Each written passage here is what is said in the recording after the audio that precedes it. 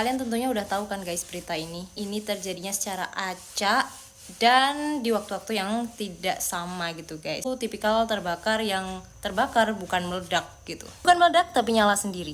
Misteri rembetan api acak di Sleman.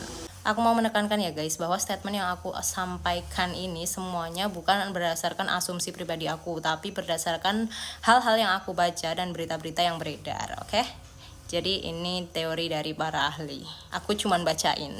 Banyak banget yang bertanya-tanya, kenapa apinya kok acak? Kenapa awalnya bisa di kamar mandi, terus kenapa tiba-tiba di kasur, terus tiba-tiba di luar? Jawabannya ada di bawah kaki kita. Tim ahli geologi mengungkapkan bahwasanya gas yang keluar itu merembet melalui celah-celah dan retakan yang ada di tanah guys. Jadi di bawah tanah itu ada retakan-retakan mikro gitulah guys. Nah gas ini tuh melewati retakan-retakan itu sampai akhirnya di permukaan. Nah gas yang keluar dari dalam tanah itu nggak langsung keluar dari satu lubang besar gitu guys, tapi dia ini karena merembet melalui retakan-retakan, dia tuh keluarnya juga acak dan sedikit-sedikit gitulah guys, nggak yang langsung kayak LPG bocor gitu, enggak. Gas-gas ini kemudian melayang dan terkumpul di satu titik atau terjebak di dalam pori-pori barang yang ada di rumah tersebut guys. Nah begitu konsentrasinya itu mencapai batas ledak atau batas bakar, dia akan terbakar ketika berinteraksi dengan gas lainnya seperti oksigen, dan kemudian ada pemantiknya seperti gas fosfin atau listrik statis. Setelah terbakar di satu titik,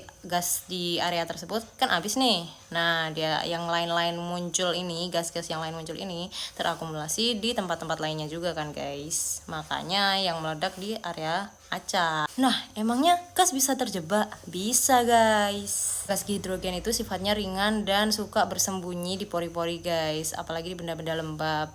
Dia akan terikat gitulah guys istilahnya. Lah kan jemurannya dijemur di luar, kok bisa kebakar? Bisa banget guys, karena ketika kain lembab tersebut kemudian mengering, konsentrasi gas di dalam kain tersebut akan langsung melonjak.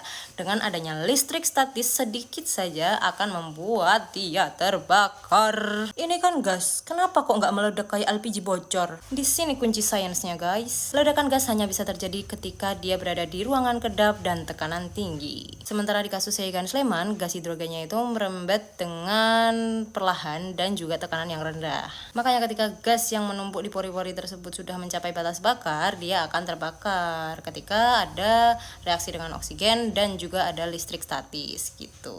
Jadi gimana guys menurut kalian? Apakah masih ada pertanyaan di benak kalian kenapa dia bisa acak? Atau penjelasan ini udah cukup buat kalian? Coba komen di bawah guys, kita diskusi yuk.